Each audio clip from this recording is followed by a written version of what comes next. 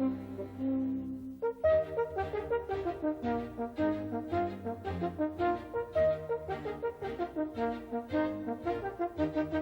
of October, 1916. We are now fighting for our lives, not only in France, but here as well. A black mood of opportunism seems to have engulfed the valley.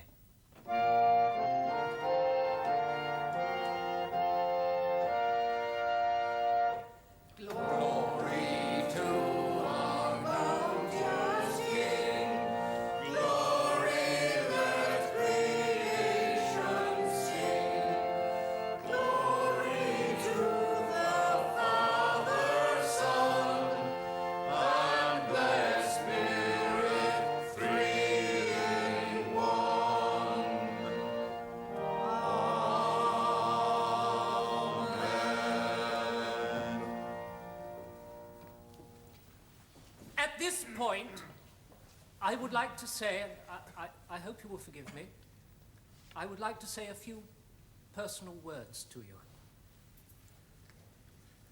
Now that we are approaching the third harvest festival of the war, I feel, and I feel it most strongly, that something special is owed to God by way of love.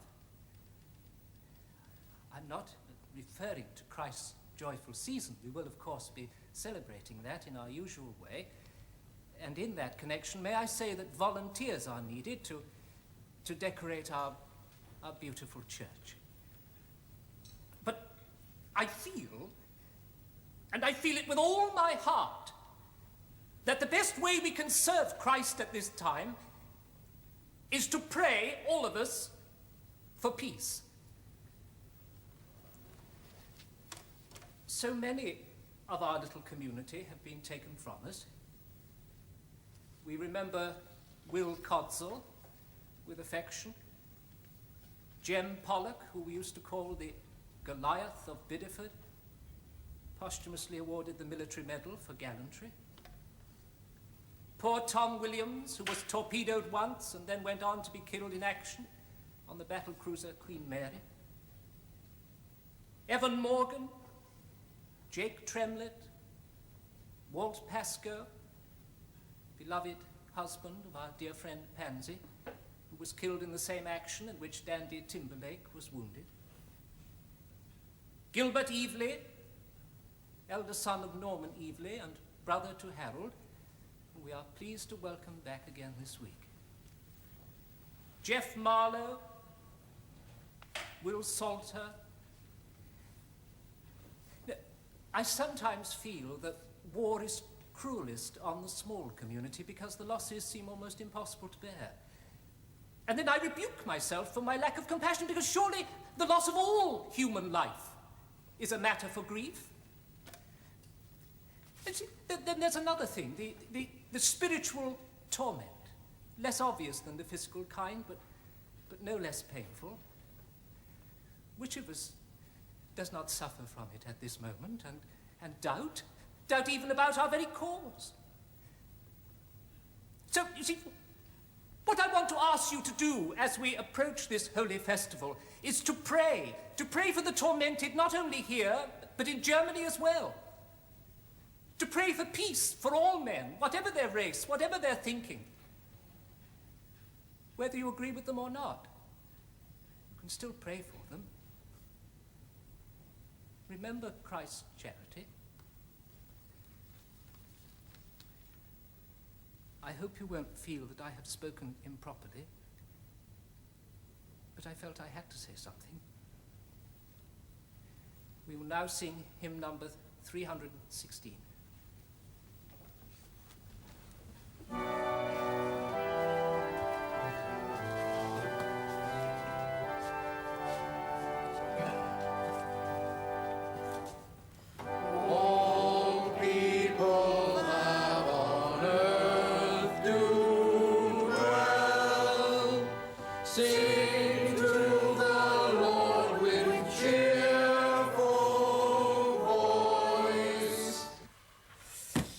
Why he carried on like that, don't he? Why? Because of his son, wasn't it? Plain as the nose on your face. Praying for peace, I ask ye, in the middle of a war. Go on, did he say that? And told us to pray for the Germans into the bargain. What be the matter with his son, Smut? He'll be, Harold. Well, you should know, young Evely, seeing that Keith Hawes is your brother-in-law. But I don't know, do I? So what is the matter with Keith? You mean to say you hadn't heard? Where you been? Here and about. But I've hardly seen Keith since he married our Rachel. He's a conscientious objector. Oh, is that all? I thought it was some kind of monster and him married to my sister. All. With him wishing well to they king's enemies. I'd rather not have that sort of talk in here, young Harold, if you don't mind. But a lot of people are conscious these days. You find them all through France, you know. Anyway, I like what the Reverend had to say. Why, you'll probably find he's a bit of a concha too. I wouldn't be surprised. You liked it. The Reverend of Conscience? Why don't you leave well alone? The real miracle, it seems to me, is how anybody can be a practicing Christian and a soldier at the same time. Can any of you tell me that? Can you? Well, now I've heard the lot. I really have. Why, that's a little short of blasphemy, I shouldn't wonder. You mean to say you never even thought about it? Thought about it. I'd sooner cut off my right arm. And me. Thou shalt not kill. Funny old commandment that, when you come to think of it. Funny. I'd like to see how our lot would behave if they preached that to us just before we went over the top. Now, look here. There'll be a time for jokes. But I'm not joking. I've thought about it. You've been to France, Smud. But why don't he wear his uniform then, eh? Same as me and the others, eh? Seems to me he may be a bit of a conchi himself. Now you come to mention it, you may be right at that. Drink up, Pa, I'll buy you another. It'll also do me. There you are. You see, even your pa don't know with it. What's the matter with you, Norman? Lost the power of your right arm? Seems to me that boy of yours needs a right whipping. Now, you leave him be, Smut. He'll be old enough to speak his own mind. Ah, maybe. But what's he taught, eh? You know, sometimes I ask myself what be spoken in families round here. You be a fine one to talk about families. Look at yours. And my Gilbert were killed, and don't you forget it. Ah, but not in the war. Not in the real war. He were killed in a bombing accident in his training camp. Was I don't know with what you said? Ah, but it's true. Don't he forget that. When were you to please, lass? You weren't even in France, yo, Gilbert. What's the matter with you, Smut? You got gin in your cider this morning? You should have gone to church, lass. Vicar was fair talkative for a change. It made a lot of sense, no? Was something the matter there?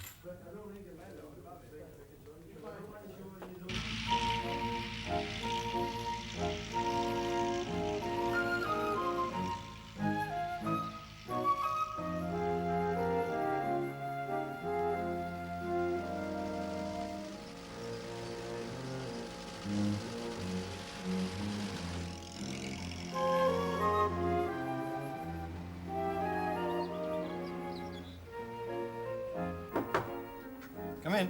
Mr. Sidney Cudsall, sir. Sidney, long time since we met. You've put on a little weight. And a few inches, I shouldn't be surprised. Can I get you something? Beer? Sherry? Whiskey, please. Whiskey. I was sorry to hear about your brother, Will. I hope you got my letter. Have you seen anything of Eleanor?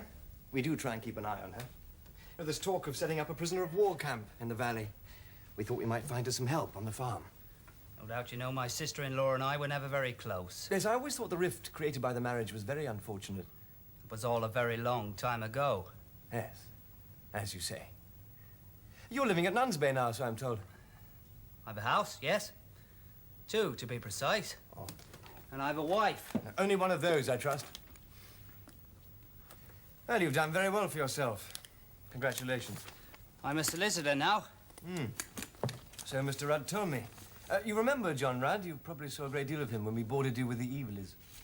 I never think about my childhood. That's all in the past. Pity. I sometimes think the past is part of the present. You can afford to. When you've had a past like this. Oh, yours wasn't so bad, once you got over that terrible tragedy of your parents. But, as you say... I have here details of the timber your estate has provided in accordance with government regulations. Some still has to be accounted for. Yes, well, I've made my position very clear. You can take all the softwood that you're entitled to, but you'll touch none of the big trees. There are regulations. This is also common sense. It'll benefit no one if you strip the land bare of every scrap of vegetation. You know, some of those big trees have been growing in the estate for hundreds of years.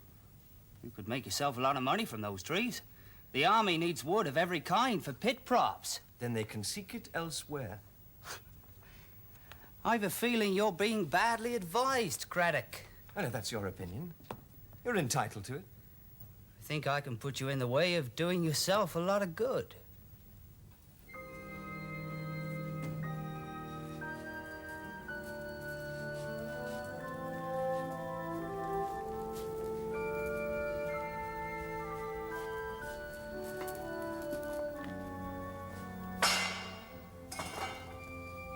Is anyone there? Mr. Horsey? No. Mrs. Craddock, I'm sorry I startled you. Oh, nice to see you. I was in the vestry. I didn't hear you arrive. Oh, I promised your father I'd make a start on the festival decorations. Looks like you've had the same idea. Oh, this, yes. It's my weekly chore. I've got nothing else to do. I like to give the old man a hand. Glad to have the company, say I. I haven't seen you since your marriage to Rachel Evely. Yes, a little bit rushed, that. No reason why it should be any worse for that. I hope you'll both be very, very happy. Well, thanks very much, Mrs. Craddock. There are some who don't think it'll work out, our difference in outlook, I suppose. Then you'll just have to prove them wrong, won't you? Now, I must make a plan. Shall I get my things from out there? Yes, do. Aren't you working at the moment? No. I went before the tribunal last week. How did it go? I told them I was a conscientious objector. And did they believe you? I don't know. They said they'd let me know. I'm so glad you're here. If you clear the beaches from Dell Wood as well, you could probably double your profit. Still leave you with enough big trees in Shallowford Woods for next year and the year after. Do you honestly think there'll still be the same demand for timber next year? News out of France is that trenches will soon be a thing of the past. Don't you believe it? Trenches are here to stay. The French are planning bigger and better ones. Not that that helps us, because they've got wood of their own at the moment, but come the end of 1917 and 1918, they'll be squealing to us then. Do you really think the war will last as long as that? Longer. Fortunes are being made, aren't they? Well, you know that, don't you?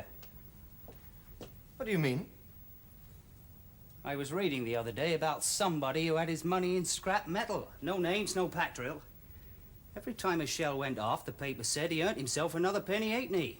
Now, that may not seem like a lot, but as the guns never stop firing, so they say, he must have earned himself a reasonable fortune by now. People like that aren't going to beg for peace, are they? You've really got this war reasoned out, haven't you? It's me on the next man. No. The ones who win this war, not the ones who are still alive after the last bayonet charge, but the ones who sold them the bayonets. Like you? Of course. Gotta keep awake.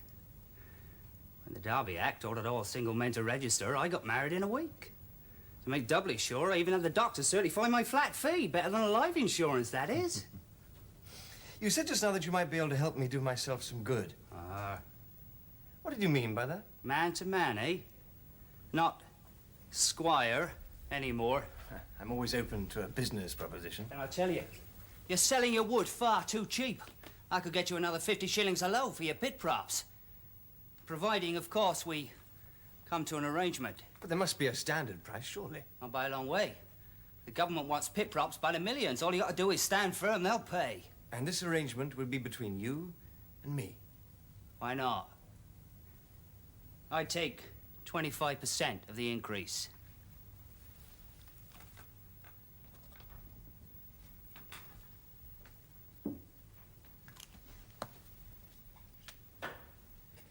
You realize, of course, that this conversation will be reported.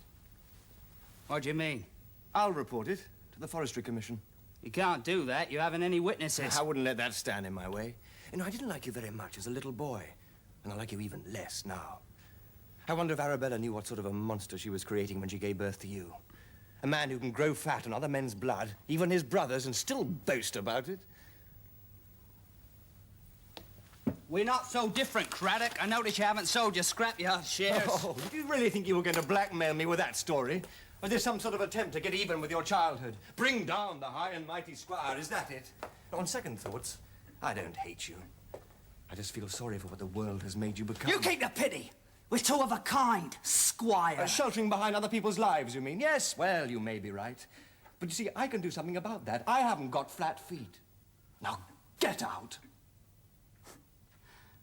I'll tell the forestry board you threw me out. And I'll tell them why. And Sydney, don't ever bother to set foot in my house again.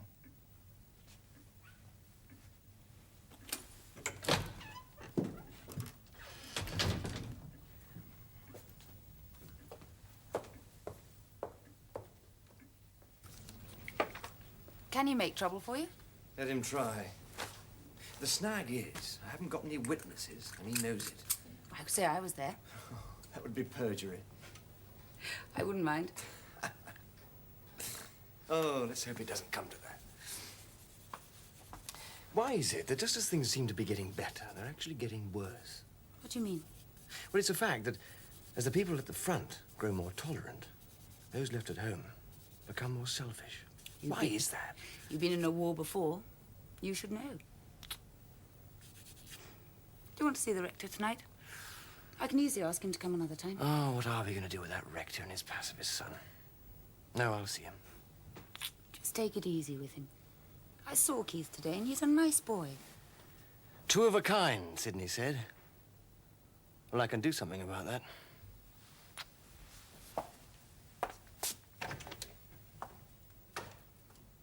He's a good boy. Yes, so my wife assures me. She saw him today. Oh, yes, at the church. They were making a start on the Harvest Festival decorations, I believe.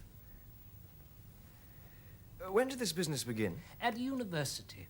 He fell in with a group of students dedicated to the ideas of international brotherhood.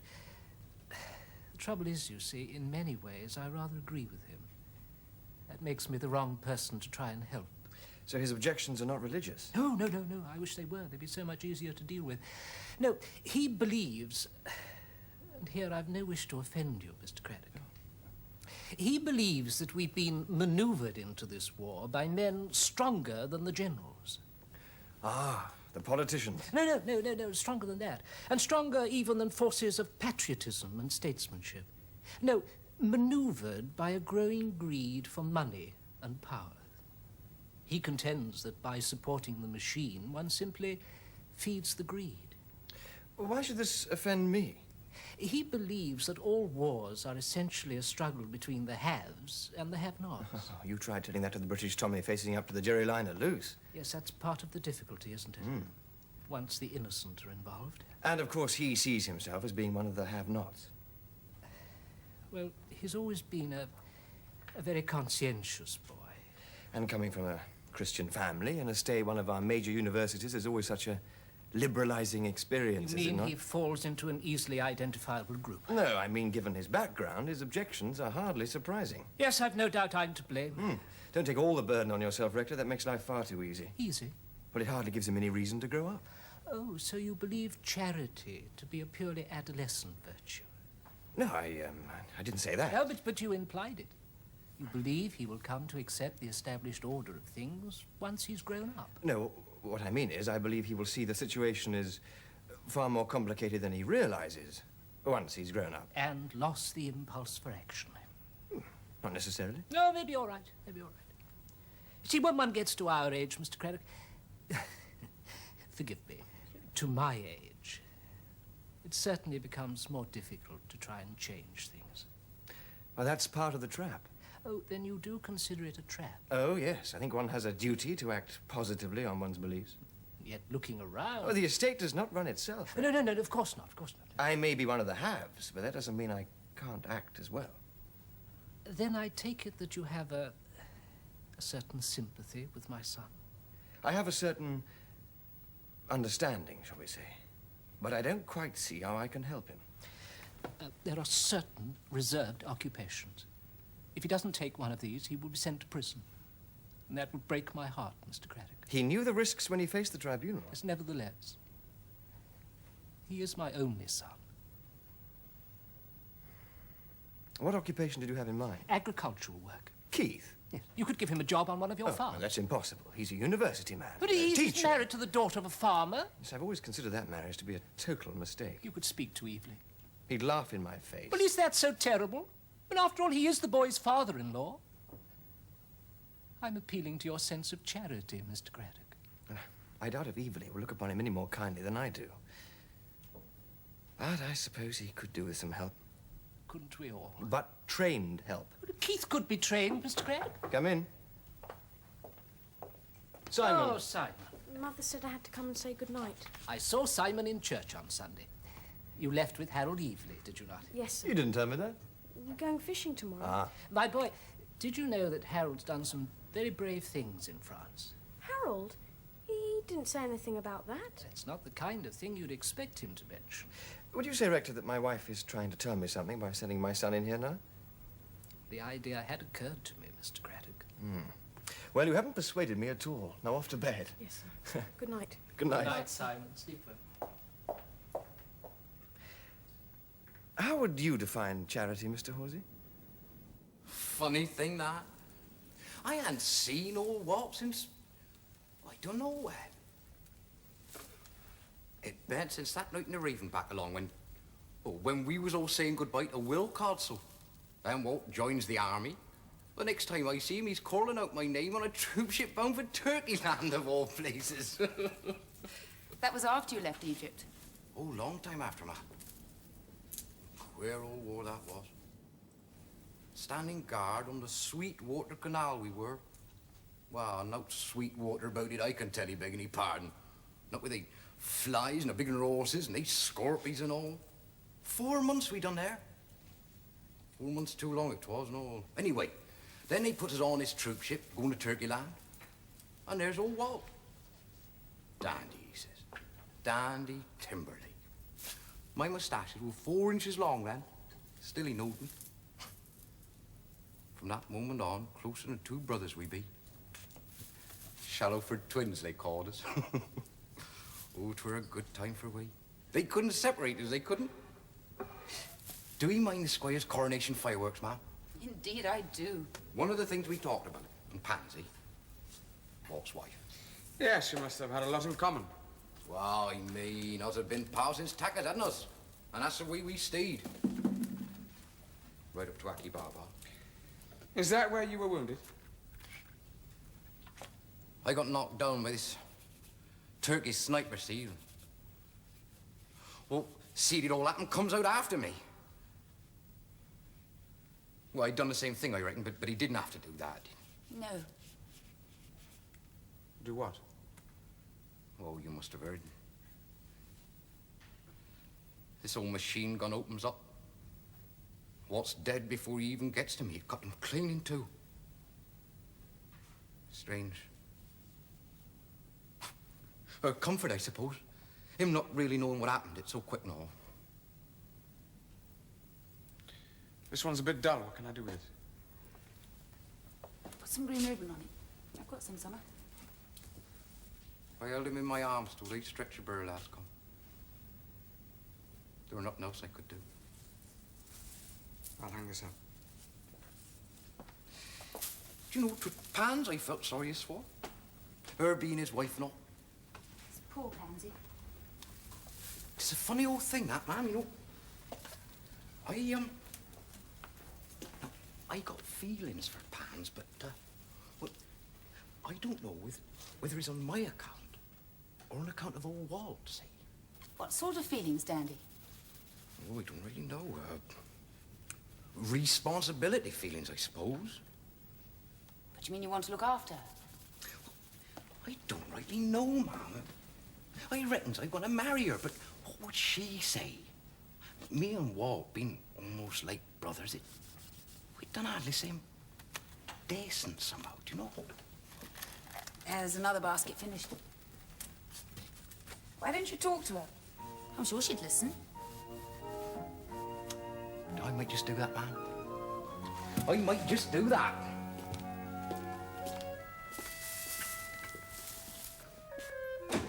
How's Mrs. Evely keeping? Well enough. Good.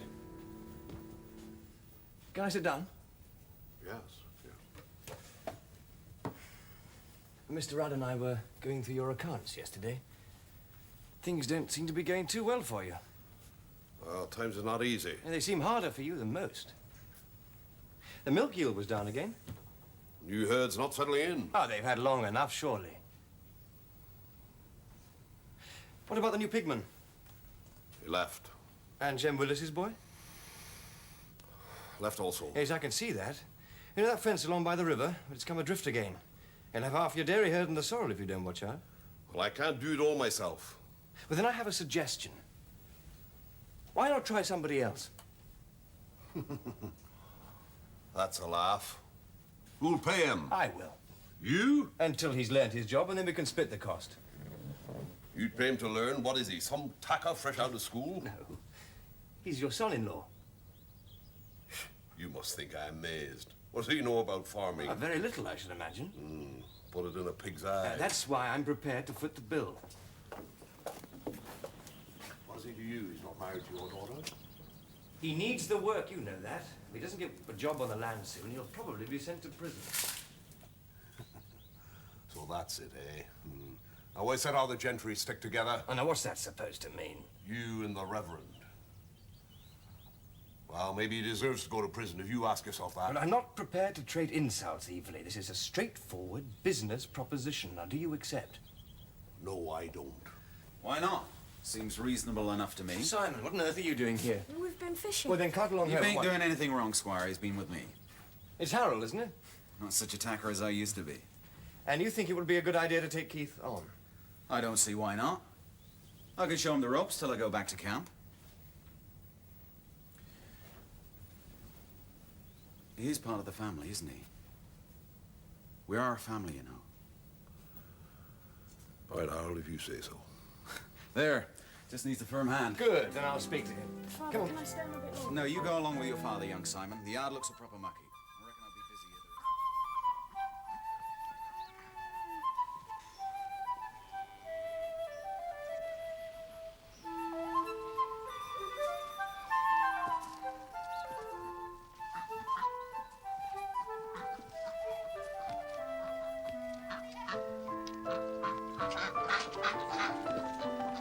Hello, my dears. You come give your Uncle Danny a big kiss, eh? You want to come up and have a fight, eh? You want to come up here and have a fight with us? Come on. Ready, you, aren't you? God, you are not. Go on, let's go for a swing. Whee! Dandy Timberlake. Come up along to me.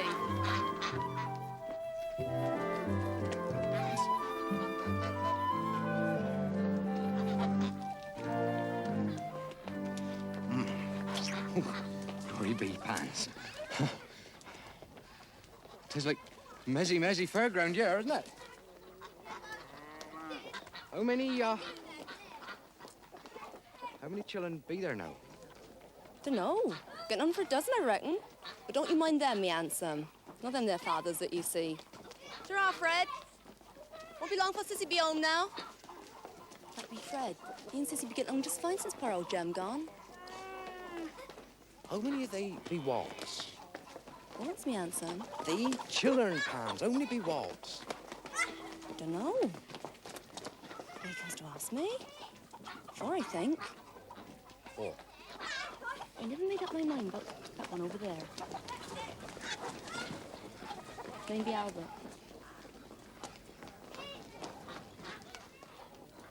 He has a look at me about them pans. You'll be right there, me lover. What's eating he? Do you think I'll come down on you for a maintenance order? No, it's just... Well... Did I Walt know about that one? Well, not about that one. God bless him. I've been thinking, Pans. What you be thinking, Dandy? I've been thinking that I'd like to take care of you now. With Walt gone and that. Take care of me? God bless you. What do you mean? No, me and the army parting company soon, and I going back to my old trade. Then Ma and Pa, they moving up to one of the jerry builts by Nuns, so Sawmill Cottage gonna be empty. Well, I'd like you to marry me, Pans, for Walt's sake, but also for my own. I don't mind telling you that. Marry me, lover? That's right. I couldn't do that, Dandy. No. Why not? Wouldn't be fair on the others, would it? Oh, I see, yeah. And you wouldn't want me to do something not right, would he? No. I reckon not. Well, I lives with you if you like.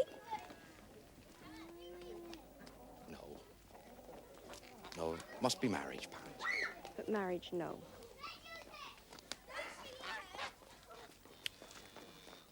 Nothing more to say then, is there? Not on that subject, no. I tried, I reckon. I reckon you did, me dear. Pity.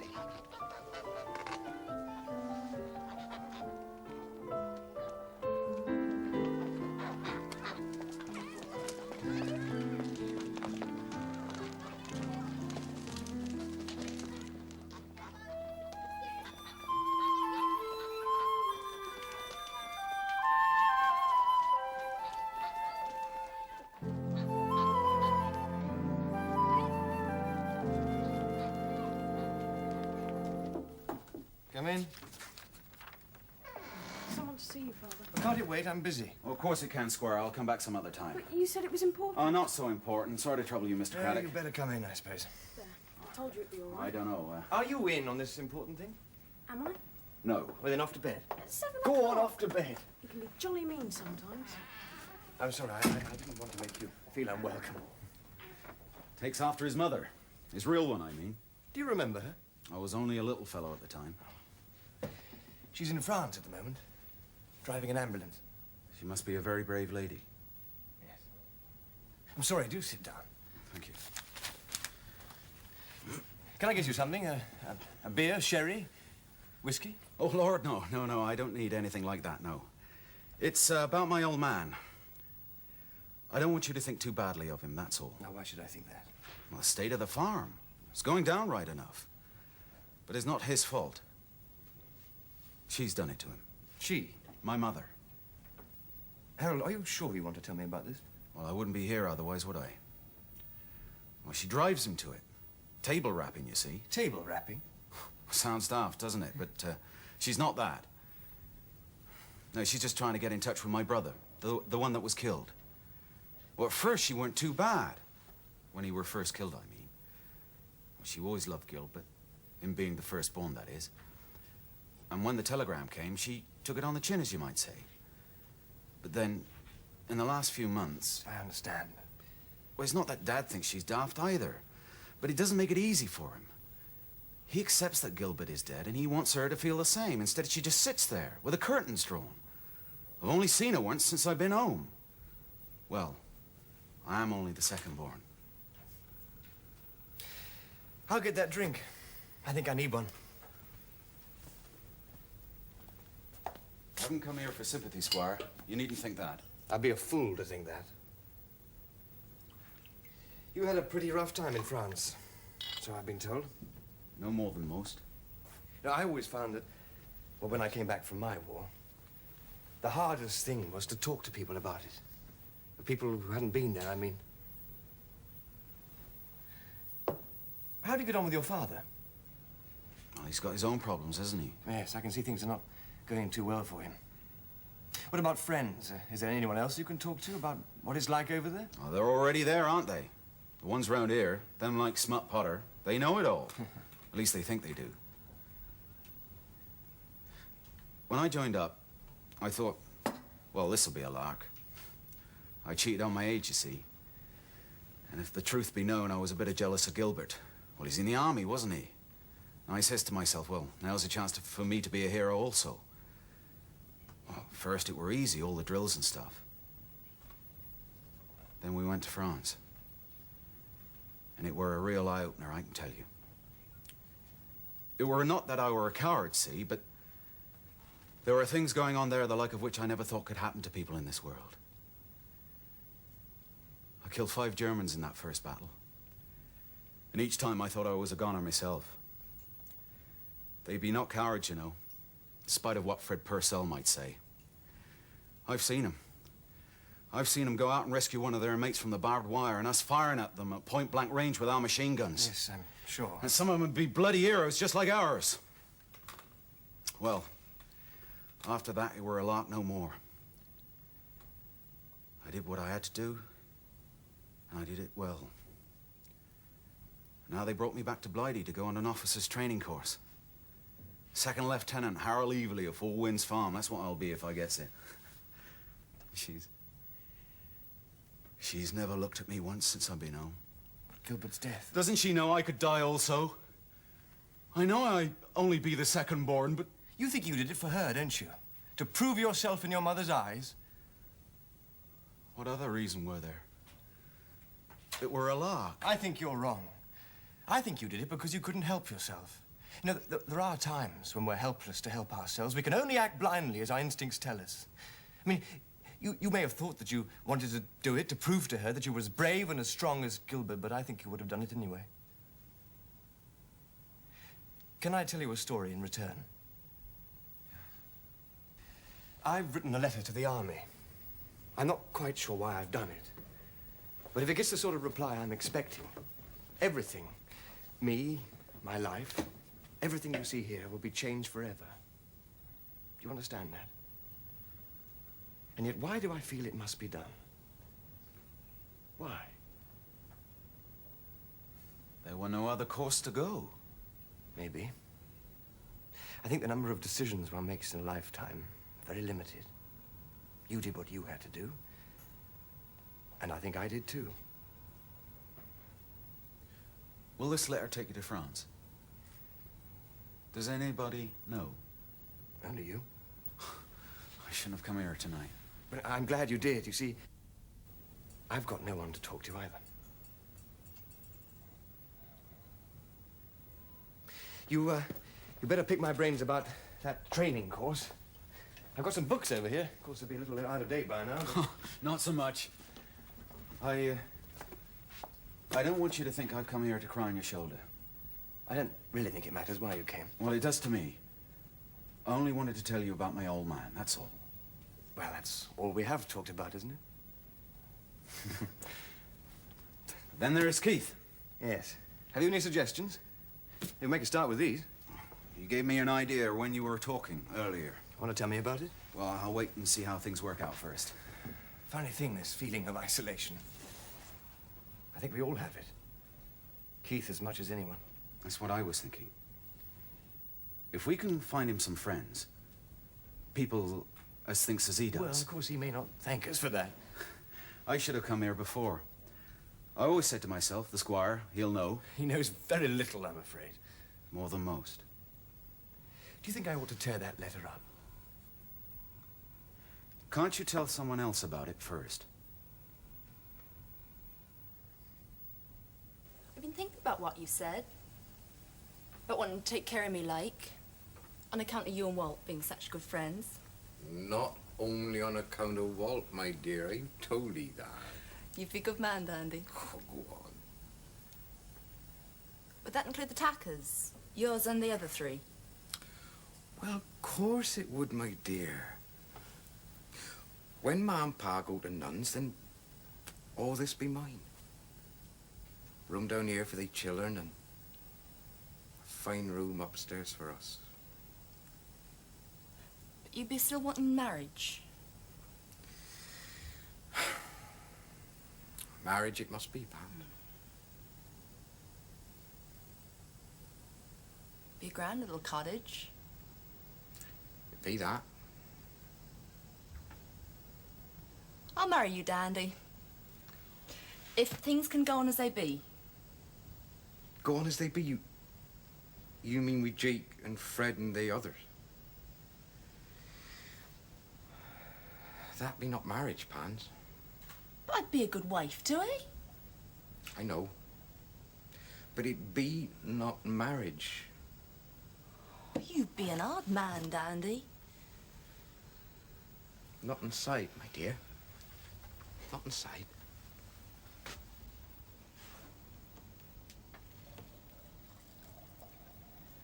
Well, I can't do it. Be that your last word?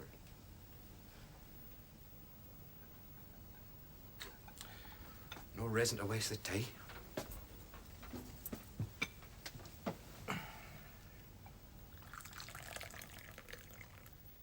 Sacked him? He's only been there 4 days. Well, that's the message. But his own son-in-law? Well, I suppose he's got the right to do it. I was going to pay his wages. Technically, he's employed by Evelyn. But only as far as the authorities were concerned. Yes, well, they're going to be concerned now, all right, because it's going to be prison for him. Damn Evelyn! Unless he can find another agricultural job. Frankly, I can't see anybody taking him on. He knows nothing about farming, Paul. Doesn't pretend to have any interest. I'll take him on myself. Is that wise? Everybody will know you're just creating a job, just to keep him out of prison. That's very laudable, I suppose, but that could build up a lot of resentment around here. Oh, to hell with them. You know yourself the Orses have never been popular. I mean, those remarks about praying for the Germans is an indication. Now, if you start pulling strings... I'll pay his wages, just no to strings. save him from facing up to his responsibilities, you're going to store up a lot of trouble for yourself. Responsibilities? You mean to say you think he ought to go to prison? I didn't say that. No, Paul, he didn't.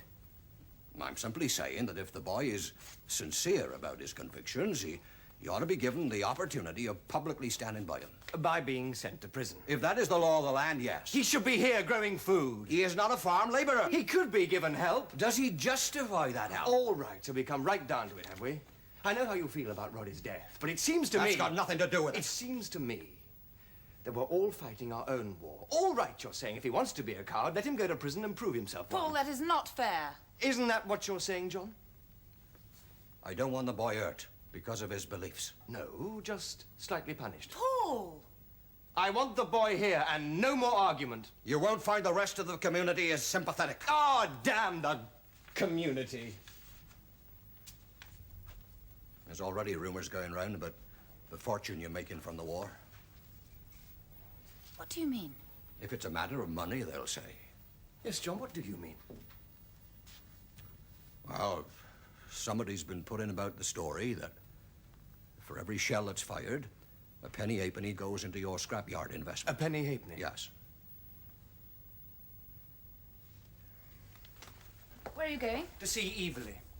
And then I'm going to pay a visit on a certain Mr. Sidney Codsall.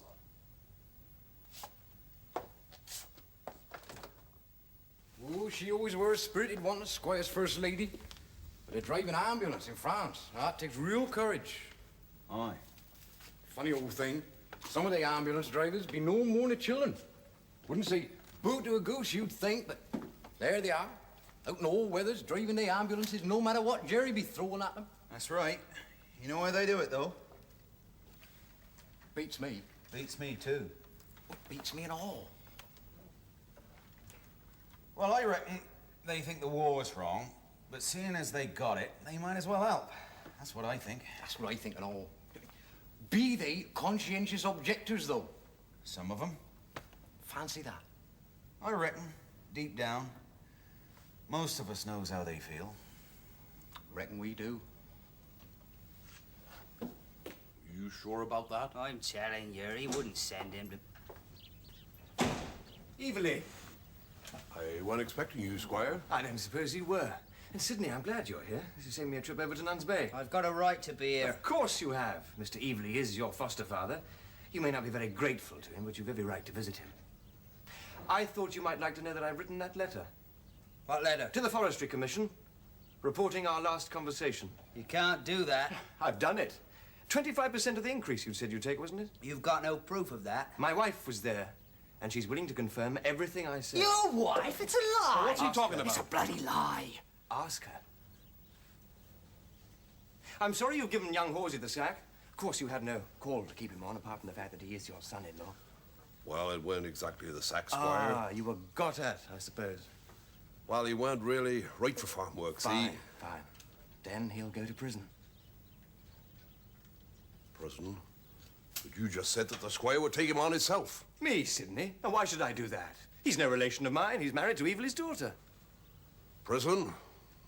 No Evely's ever been to prison before. Well, then it'll be a new experience for you all, won't it? You wouldn't do that. You wouldn't really send him to prison. Not if I could put you there first. And I might yet if you don't watch your step. I've written that letter, but I've not posted it. If I hear one more remark about that penny halfpenny, I'll drop it in the box. You'd regret that. Will I? Now get out of this house. This valley is private property, and as of this moment, you are trespassing. I think you've got work to do, too. Last seen, your dairy herd were running hoof over horn for the River Sorrell. And I hope they all bloody well drown.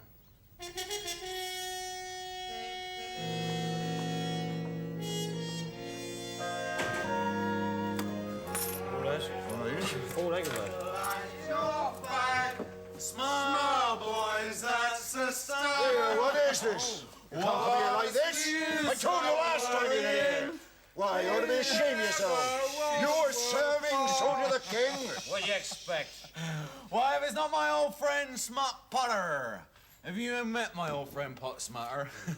This is my friend Keith Orshey, rides horses. I've met him. And I still say he's a German lover. You put that down, Potter. Just put it down, my handsome.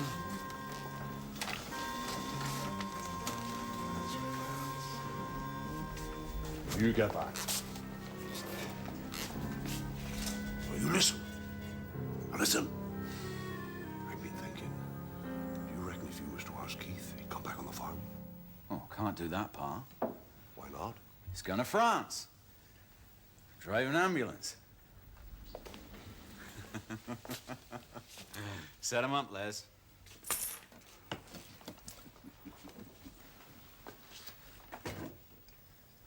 Church shop's real grand with all the decorations in it, doesn't it? Squire's Harvest Festival plans, my dear. Real grand. I've been thinking, Dandy, Thinking, my dear? about what you said. It had to be you and nobody else, you said, for it to be a proper marriage. Me and nobody else. Proper marriage. And room for the 4 little tackers in the cottage. Until the day we die, my dear. I reckon I say yes, Dandy. Yes, my dear. Yes, my dear. Oh, fans, I am proper relieved. I am proper relieved. I think that just goes to show that old Walt married himself a sensible woman after all.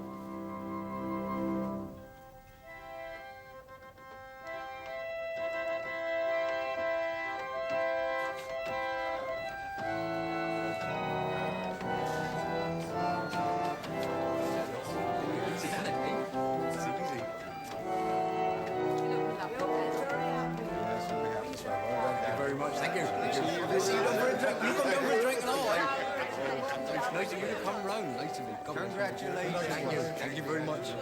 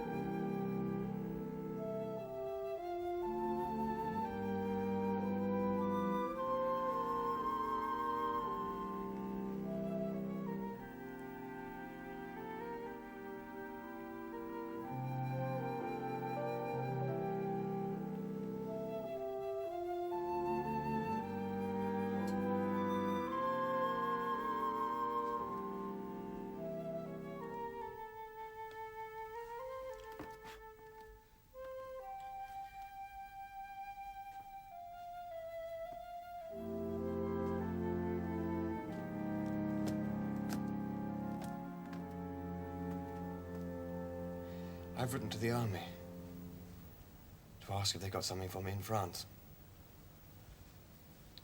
I've spoken to my old yeomanry colonel, and he thinks they might be able to find me a temporary commission, with the RASC at least. What'll that mean? Carrying stuff up to the front line. Why, Paul, why? I can't explain why. Everything here seems to be pointing me to it. I felt such a misfit for so long. God knows it's not that I want to become a hero. I don't even believe in patriotism very much. It's just that I can't sit back and watch other people do things that I'm not prepared to do myself. I knew things were changing. Boys like Harold and Keith and Simon, how can I face them in the next generation? No, I did nothing. But you've already done your share. In this sort of thing, are there really any fair shares? I've spoken to John. Any suggest that you think about turning this place into a convalescent home when I'm away? God. And every penny from that scrapyard investment is to go into a special account for development here after the war. Do you understand me? There'll be nothing for us. Nothing. I won't be frightened. I won't. God knows it's not that I love you any less. It's just something I've got to do. You are so loved. When you come home, we'll be waiting for you.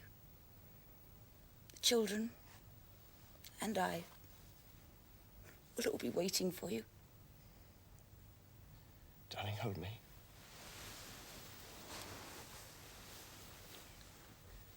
When I come back,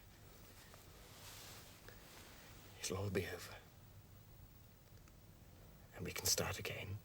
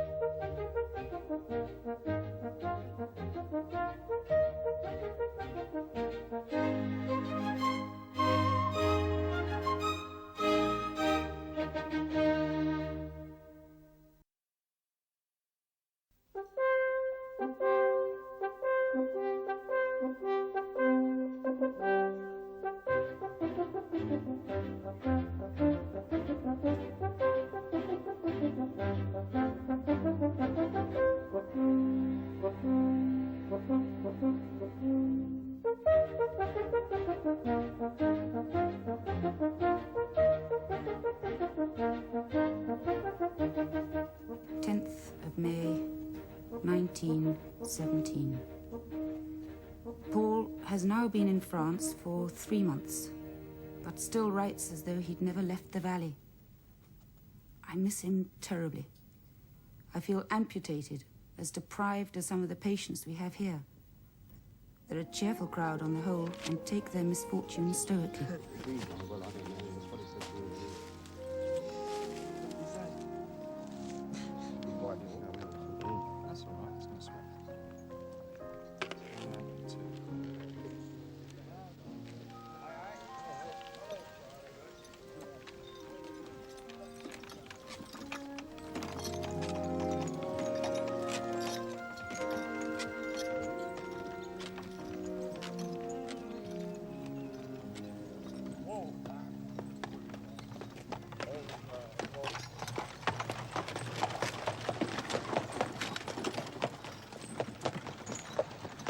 Hospitals do fair give me the creeps, ma'am. Be all them eyes staring at you as you pass down the beds. I'm not asking you to do any nursing. No? No, of course I'd be very glad if you would like to do that. No, I thought something more in the cooking line from you. Ah. Well, the patients need to be fed. Men regaining strength, special diets and all that sort of thing. And the staff. Got 23 at the moment and more arriving next week. Patients, that is. I just don't know where to turn to for help. And no eyes?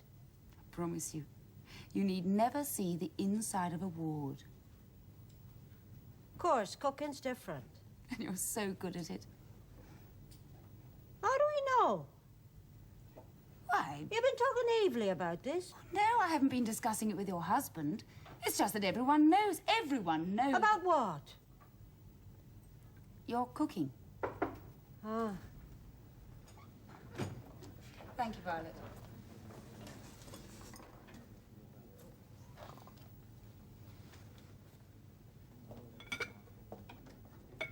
Our Ara'll be an officer now, you know.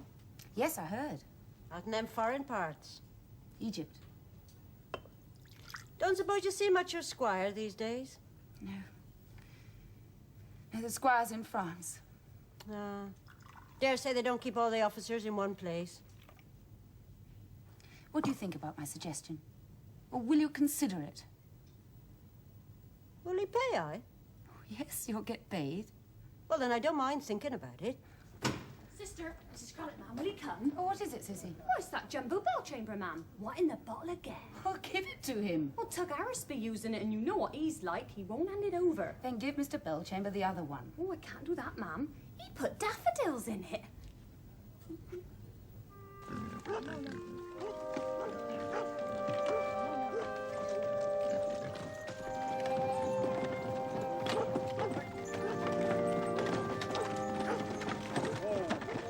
Right, this be yourn, Fritz. Scotch some?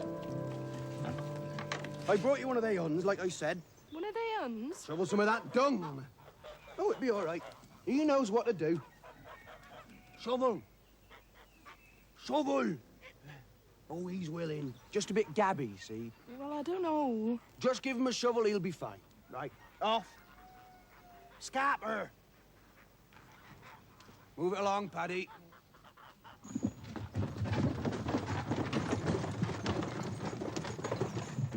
Don't you stand no nonsense, mind. He tries to escape, you call me.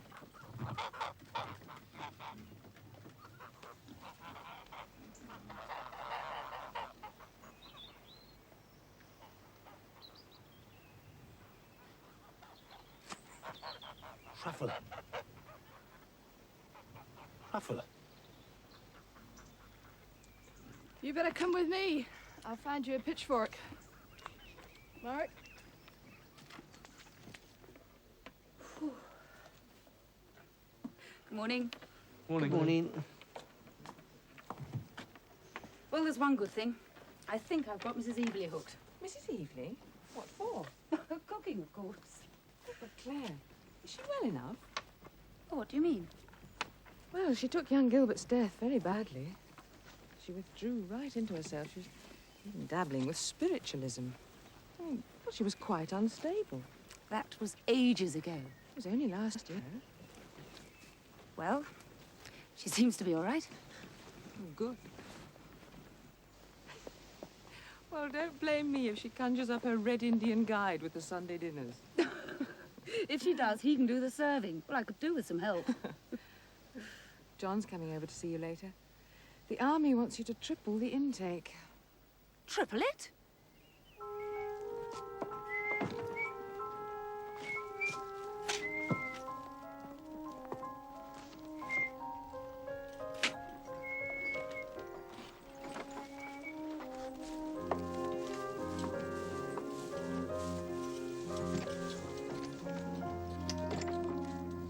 Proper brawny, ain't he? Wouldn't reckon him for a prisoner.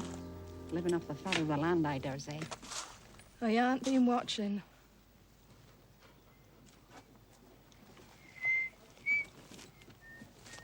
I do hear as how they feed them nothing but the best up at that camp of theirs. He puts me in mind of... I thought you ain't watching. He then 'tis nort. Huh? Of my will. Your will? That? Perhaps it was just fancy. Your will'd make 10 of him. Besides, he's naught but a German. If you ask me, shooting's too good for him. And as for folks having him on their farms... Well, we has to have the out, doesn't we? Anyway, Sam Potter, he say 'twere illegal. Legal ain't always right. Mark, clear away from there.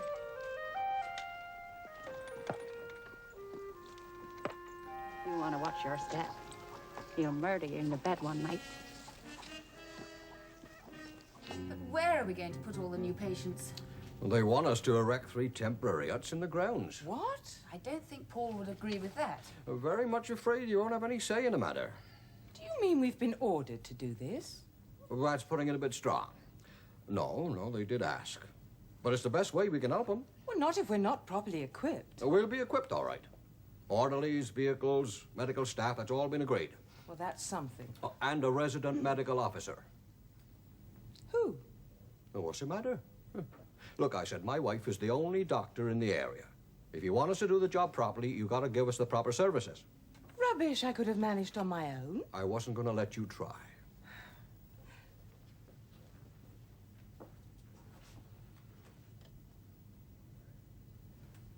Well, Claire, what do you think?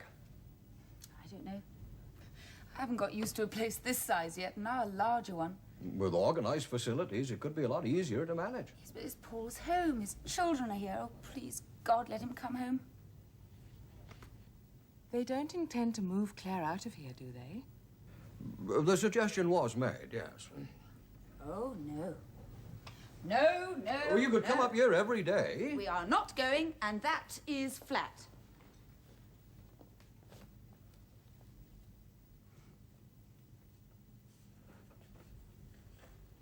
Stump's cottage would do very well. No. It's handy, and it's in a pretty good state of repair. No. And it wouldn't take anywhere near the upkeep that this place takes.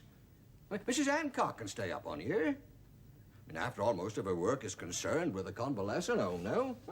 And then one of the other maids can move down with Claire. Thank you. Thank you very much. If it would help, Claire, I mean, by releasing some of your private The children are settled here. It is their home. Yeah, well, that's another thing. Some of the cases they asked us to take, it would be better if the children weren't round too much. Chronic cases, gas casualties, victims of shell shock, that sort of thing. Oh. Well, then I think it's a good idea. It wouldn't be forever. Unless I hear from Paul. There's no doubt what Paul would say. Look at it this way. Poor Paul is up at the front, trudging along with a parcel of shells on his back or whatever. All right, misplaced levity. But he'd like to feel you were making decisions on your own. I mean, doing something off your own bat. It's Paul's home. Ours. And people need it. Oh, Claire, you're Paul's wife. He'd like to think you were making decisions for him while he's away. He'd want you to. And this is something you must decide on his behalf.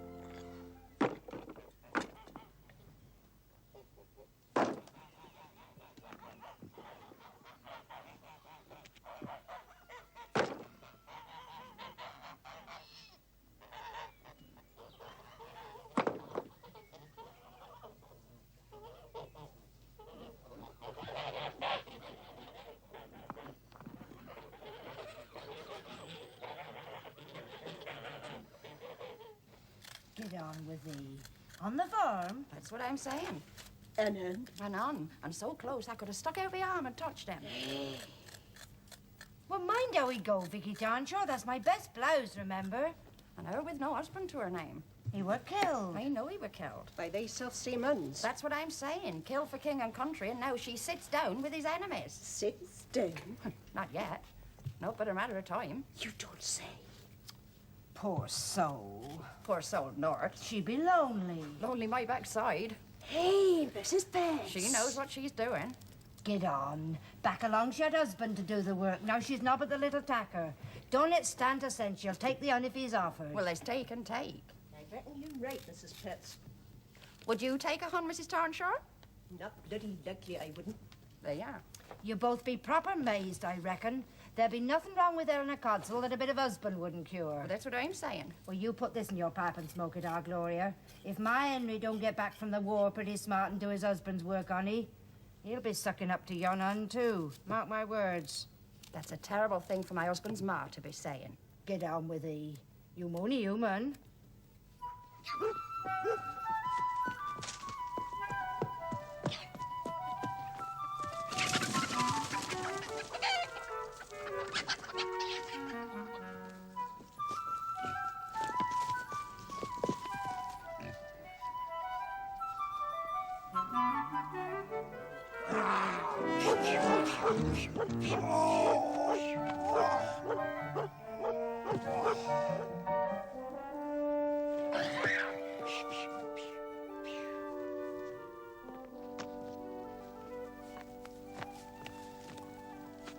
Mark.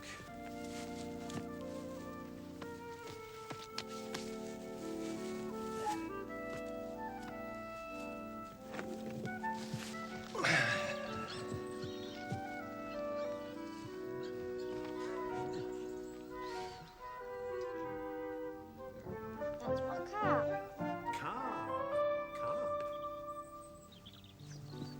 Mutzer. What's that?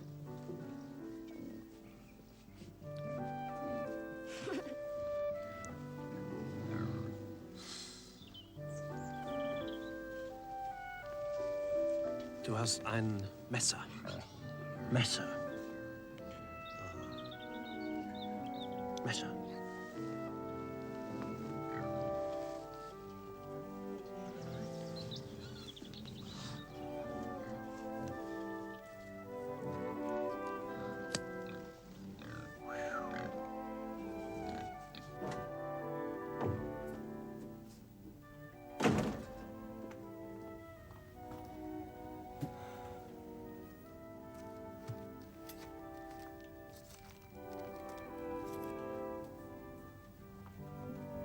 Norman, got something for your supper? Squire's wife gave me a lamb chop from the kitchen.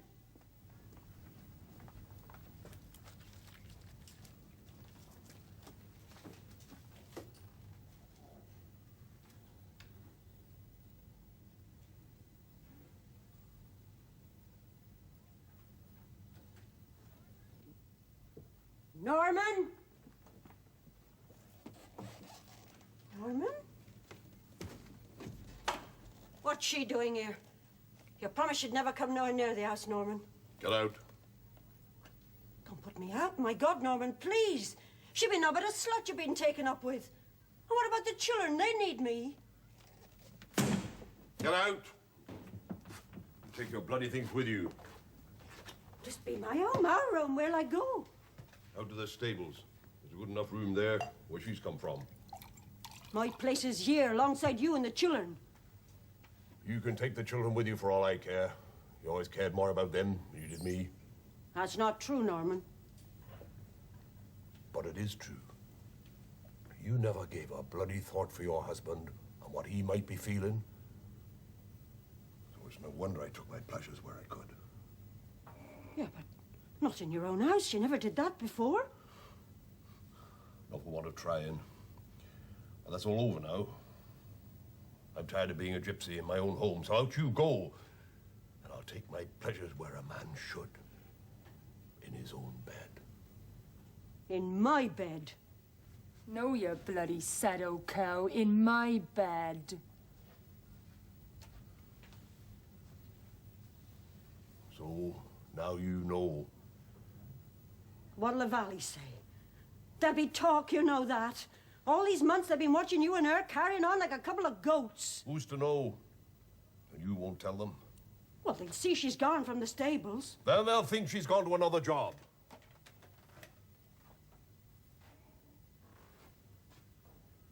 And you won't tell them otherwise.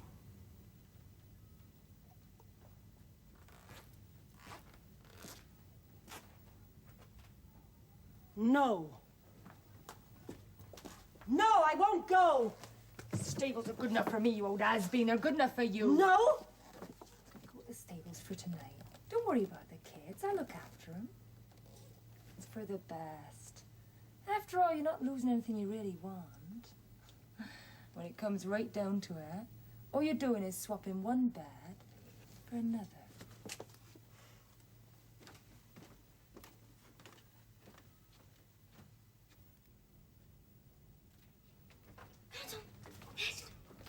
You locked up for the night? Yes, Ma. You seen to the pigs? Yes, Ma. What were you doing talking that German all afternoon? He told me to be a farmer from Saxony or someplace. He'd be a German. I know that. That's a part of Germany, innit? Come over here and help me with this. Now hold your hands out. Keep it nice and tight. A farmer, you say? Yeah, and he got 3 tackers on his own. One my age, a little one, and one a bit older. Oh, old still. Their ma died last year because of coal and not enough food to eat. Ma, can we send some food? We've got plenty. Food for the Germans? But he didn't want to fight the war. He says none of the people from Saxony want to fight the war. Just the Prussians, he says, who make them fight. Now, how could he tell you all this? He just told me, didn't he? So you speak German, do you? What do you know about it? Who cares? He tells me anyway. And he's been trapping rabbits and skinning them and everything. Look. I don't need naught but this, he say. Now, why should he say that? 'Cause we be friends, he say. And the best, Ma, guess what his name be? Can you guess, Ma? Willie. Willie? Funny that. You'll not forget he's one of those who killed your pa. Not Willie, Ma. He says he never fired a gun. Come on, it's time for bed. Time for bed.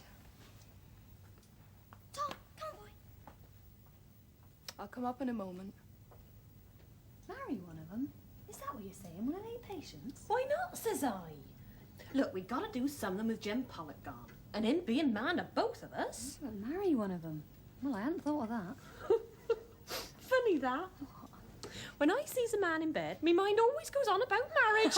I know what you mean. And having 23 of them in one room at the same time, well, it's an idea, I'll say that for her. Many girls give their right hands for our chances. Oh, I'd give more than that, wouldn't I just? Well, then. Sissy, haven't you got Mr. Harris's milk yet? You know that he won't... Just come in, Mrs. Craddock. Mrs. Evelyn, I thought you'd gone home hours ago. Oh, I remembered some of that belong. Was everything all right? Get a move on, Sissy. Go in, Mrs. Craddock.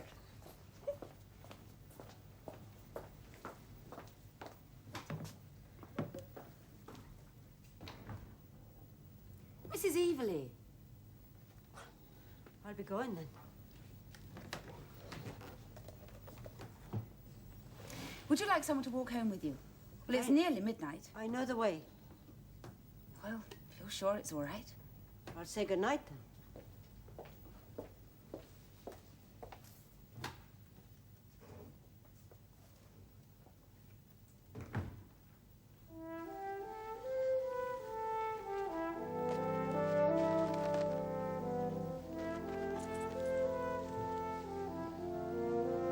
Fertig!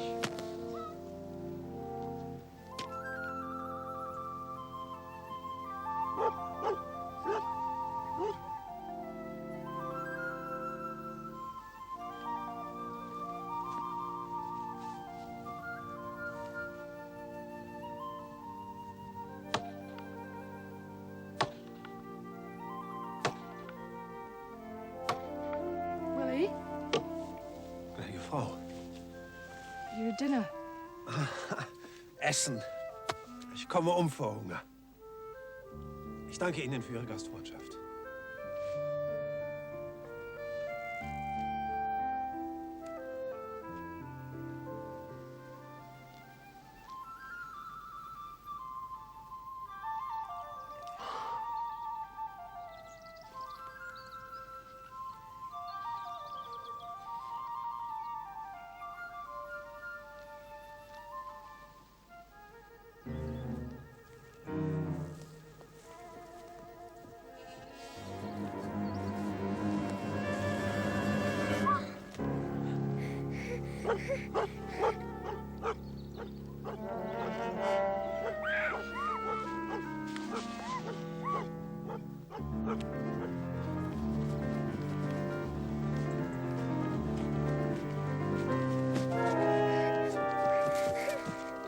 was los? Was passiert? Snake, it bit me. I stepped on it. Eine Schlange.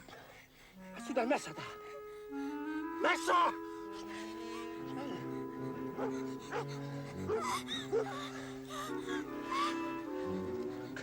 Mark! What Schlange! What are you doing? An adder! Cut. Jesus Christ, help the boy! It's all right, my love. You'll be all right. Hurry, for God's sake! You'll be all right. Hurry! You'll be all right. It's all right, my love. Geben Sie ihm Luft! Luft!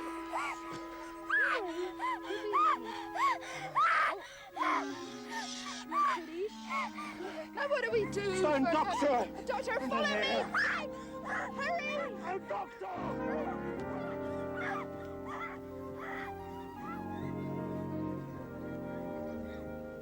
Thank heaven you acted in time. He'll be all right. Keep him well wrapped up. He'll run a temperature for a while. Thank you, Willie. You saved his life. Sie haben richtig gehandelt. Sie haben sein Leben gerettet. Wir danken Ihnen. Vielen Dank. Sorry, Tom. I'll call again tomorrow. Thank you, Doctor.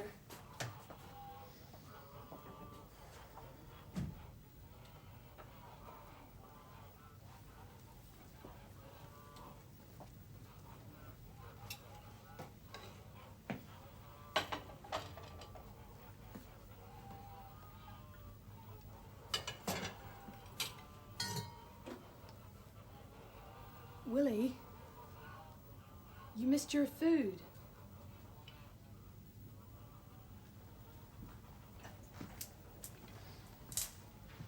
Danke. No. Here.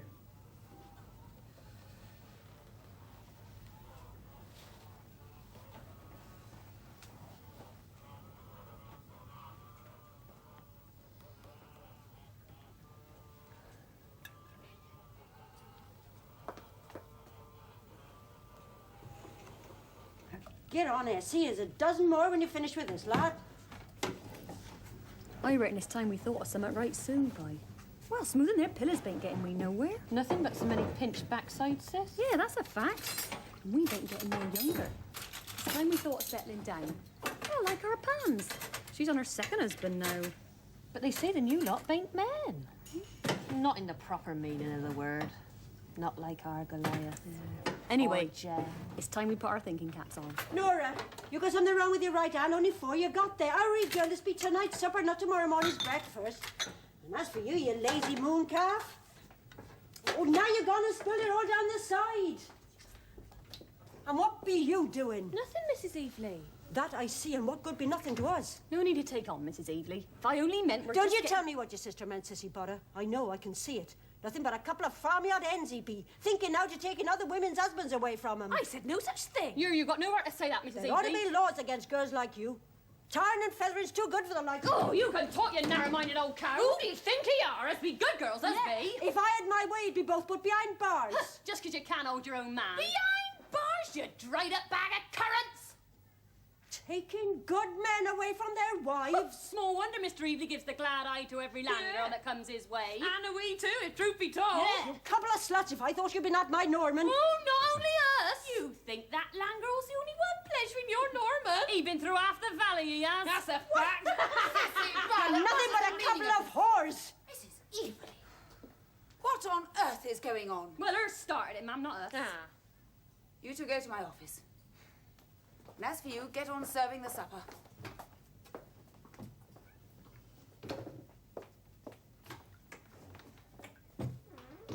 I simply will not have this sort of behavior. If you can't behave like ordinary, decent human beings, then you'll have to go. Short-handed as I am, you will have to go. Upsetting Mrs. Evely like But that. her had no call to say some of the things her did. That is not the point. Just 'cause her old man's taken up with that Jill Chilcott. Not that he can blame him. After all that table rapping and talking of spirits. Nasty, dirty things. Now stop it. Well, we never laid hands on her, Norman. No, and it's spink for want of asking. Many's the time Norman Evely asked we to see the inside of his barn door. Will you stop it? Now, I'm not sure what all this is about. I'm not sure that I want to. But there is one thing I will not have. is dragging personal gossip into this place. It ain't personal gossip, ma'am. No, it'd be her husband and that land girl he has working there. Yeah, Jill Chilcott. Chilcott, yeah. 6 months now. Or more. No, before that was that girl from Coombe Bay. Marigold Wright. Night.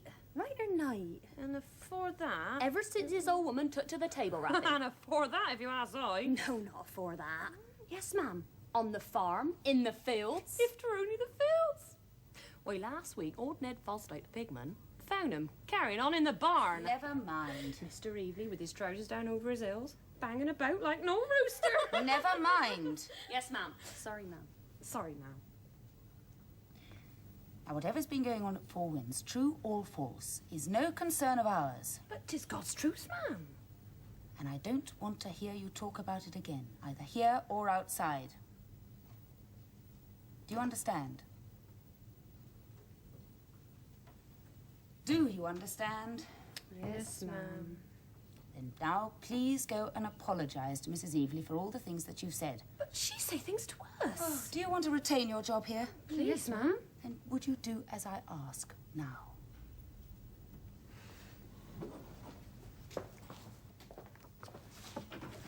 She'd still be a bag of dried up old currants. Well, old Ned told me himself.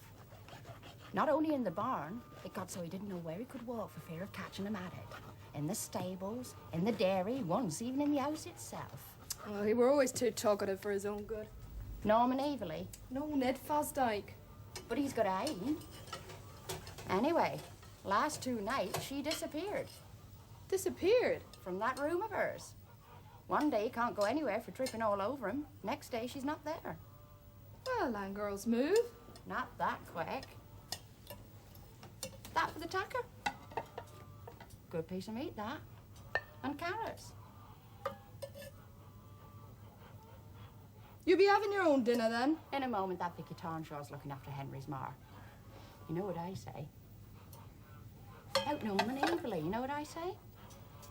I reckon he done her in.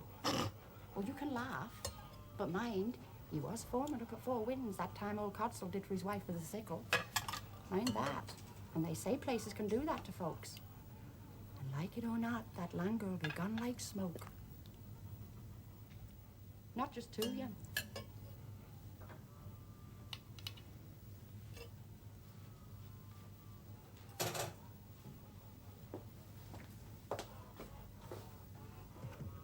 Mark! Willie! Food!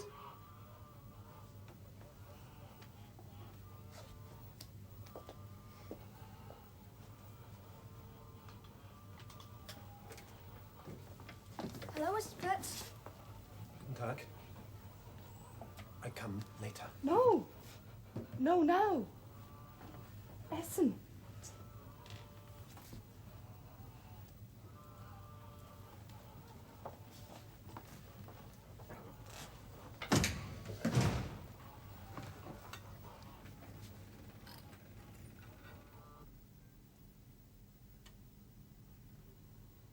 I don't care what you say.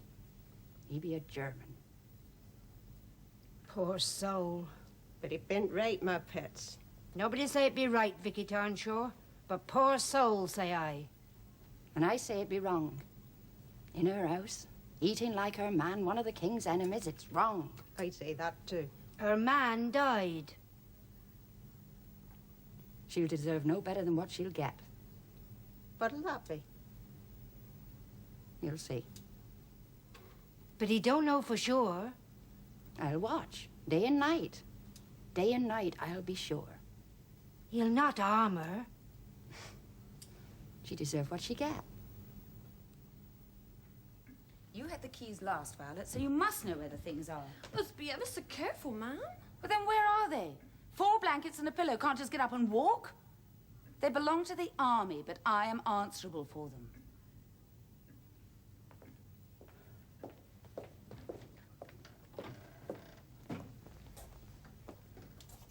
Here's the list. And you have checked the store with me. Yes, ma'am. And they were there 2 nights ago. I knows, ma'am. Then either you have forgotten to mark them down or someone is stealing from our store.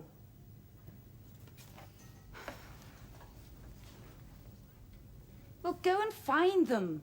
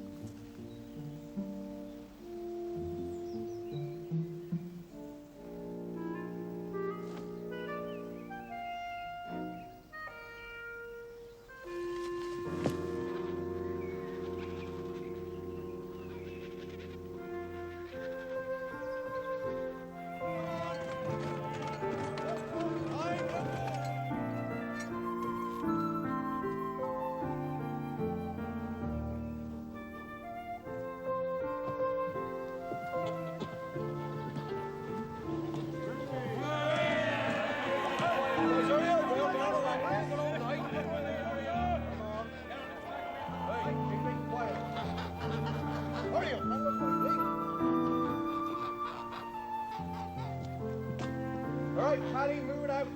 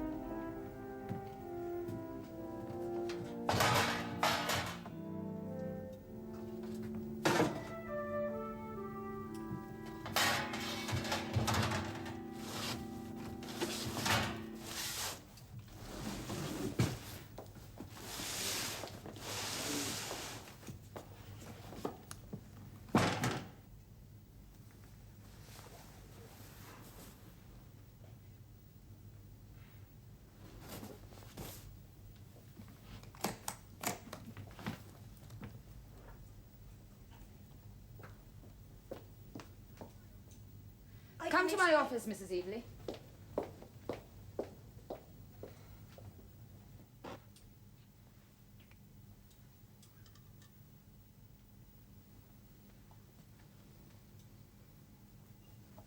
I reckon I'd better go about it now before her locks it for the night. But he don't know for sure. Oh, God darn him, Ma Pitts. Why else would she invite a German inside? Inside, mind you. Don't you lean over backwards making excuses for everyone. We've had conscious spies and cowards in this valley till us rooted 'em out with pitchforks and white feathers. Now we have a woman who don't mind bedding down with a Hun.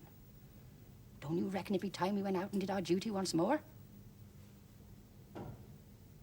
Did you bring them? Come on now. We'll make a quick job of it. But he don't know for sure. Not for sure. Ever since our Gilbert died, been having his fancy pieces on the side. When he died, I asked Vicar, why? I know he be dead, but all the time I can hear him still talking, do I? So I ask around Coombe Bay, and there's this woman, see, says she talks back to the dead. Well, ask you, ma'am, what else could I do? And that's when you started your seances and talking to Gilbert? Evely'd have none of it, of course. I'll have a dead boy once and for all, he say. We didn't talk much after that. Oh, I knew about them land girls and that slut from over Coombe Bay, but it were like it were naught to do with me. He didn't bring them back to the house? Oh, not at first, ma'am. In the fields, or if the land girls was willing, in the loft over the stables where they slept. And then last week, Go on. He gave me my things. But he threw you out of the house? He said I could have the land girl's room over the stables, or I could go to hell for all he cared. Mum, I know it be all my fault. Your fault? How dare he? Well, ever since then, Mrs. Evely, where have you been sleeping? Here? In the kitchen? I didn't think you'd mind, Mum, and it were handy for the work. And you'd just wait outside until we'd all gone to bed?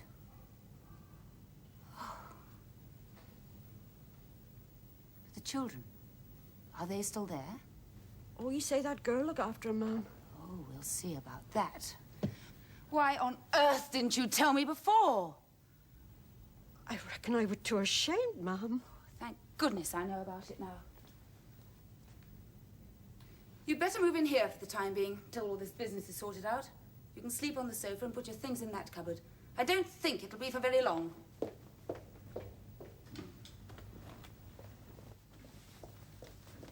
are you going to do, Mum? What do you think I'm going to do, Mrs. Evely? But Evely be a strong man. He have a great temper. That will make two of us. Tell your father Mrs. Craddock is here. Pa, Ma's lady's here.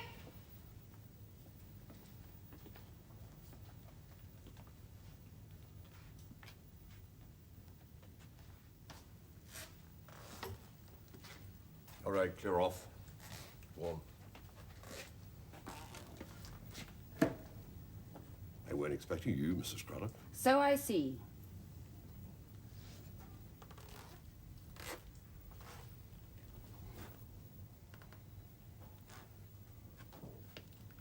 I have come to serve you notice. What are you talking about? I've been talking to your wife. You know, of course, that she's been living with me ever since you threw her out. Threw her out? She's a liar. There's a perfectly good room for her here. Oh, yes, over the stables. She did tell me.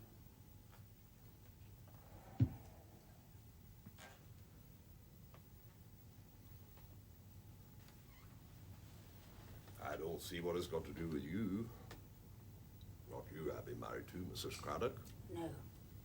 And it's not that girl either. 6 children your wife has borne you in a lifetime of marriage. That's what it's got to do with me. You be amazed. A man's got the right to live as he chooses on his own property. Yes, that's true. But not on the squire's property. What are you saying? I could have you out of here in 3 months. The squire let you take over the codicil lease, but the papers were never signed. Never signed? You don't know what you're talking about. Don't I? Then just try me. Either that girl is out of here in 10 minutes, and your wife is back here, or you lose this house in 3 months, lock, stock, and barrel. Take no notice of her, Norm. She's just trying it on. Bloody whore, put some clothes on. This be the squire's wife. Don't frighten me. She's got no say over us. 3 months. Get out! Mrs. Craddock, ma'am. I'd be real sorry about that. It'd be downright insulting for you to see things like this. But you got no idea what things have been like here since our boy Gilbert were killed, and then Harold ran off to join the army. No help from anyone, and marrying, singing and shouting to the spirits. I be a man, Mrs. Craddock. I paid a spirit. And it drove me fair mazed, I can tell you. Mr. Evely, you will come and see me tomorrow at midday. And if that girl hasn't gone, then you will both leave this place.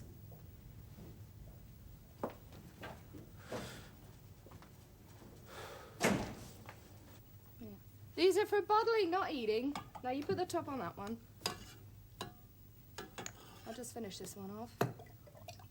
There we go.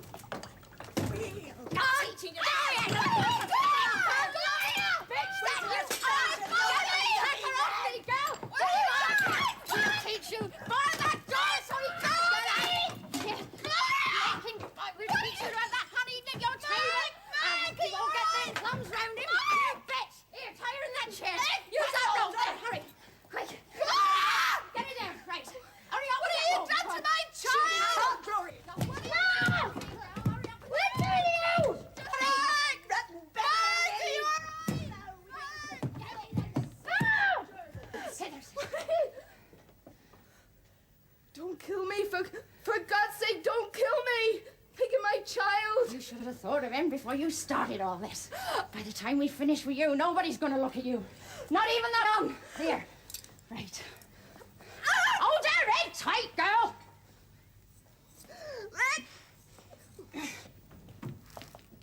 Mar? Gloria?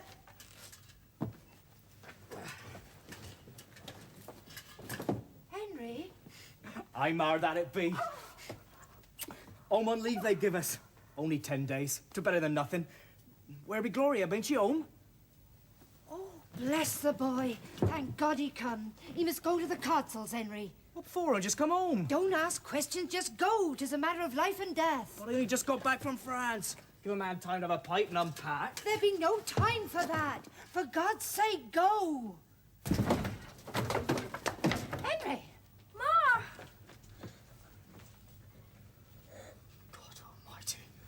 What have you done? She was bedding down with a Hun, Henry. Worse than any farmyard hen. Damn you, woman! Are you all right, Eleanor? bitches.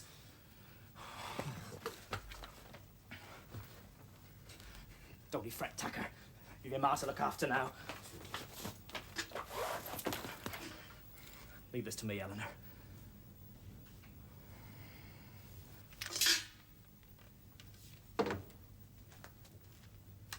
You don't leave this room till every inch be scrubbed and tidied up, and you'll see me for the rest. Do as I say, or else I'll break your back.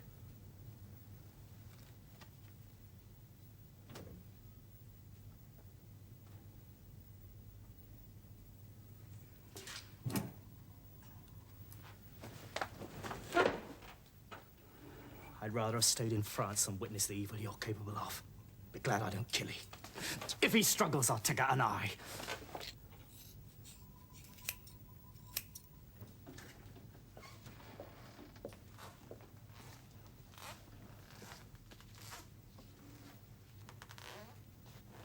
Close the door behind you, Evely.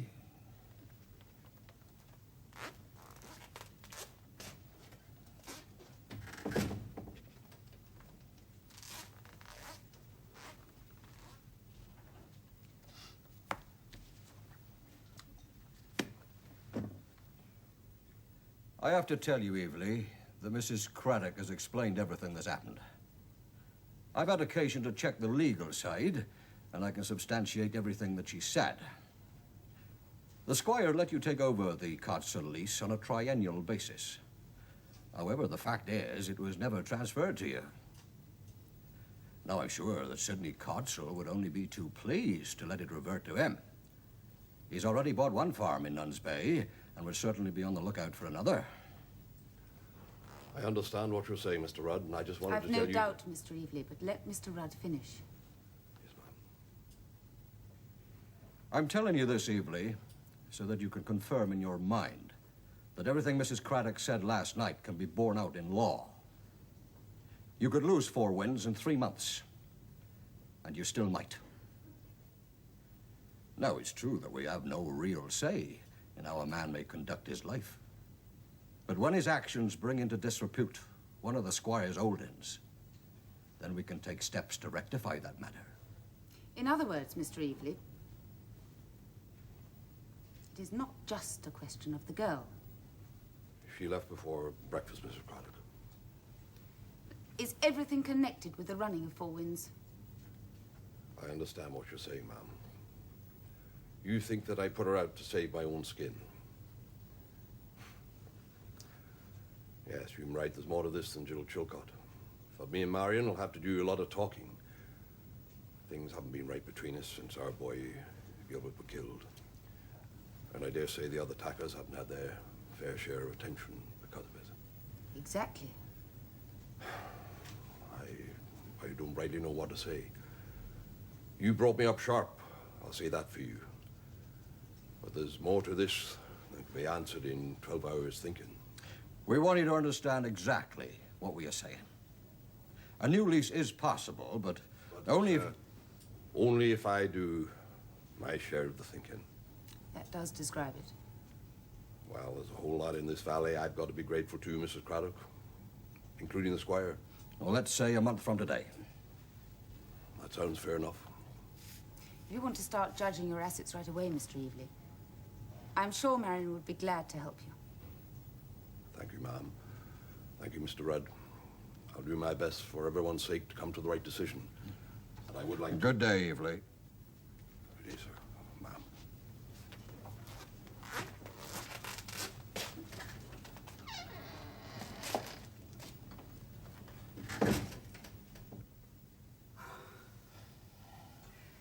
What do you think? Paul himself couldn't have done it any better. I didn't mean that. He'll stay. He needs us as much as we need him. And it comes down to that in the end. What happened? Is he leaving? He's thinking it over. Well, he's talking to Marianne on the lawn, if that's any help. What a place. Did you see the Cotsalls? Eleanor's badly scratched. I sedated young Mark and put him to bed. The other 2 women I haven't seen. The house is spotless, though. Henry did his stuff. Paul's right. There's a viciousness about the people. They're vicious times, my dear. You can't expect people to behave like angels. You know the most ironical part of the whole thing. Eleanor doesn't know it, but she had every reason to think of that German as a friend. Remember? Will wasn't killed by the enemy, but shot by our own people for running away. And no one will ever be able to tell her.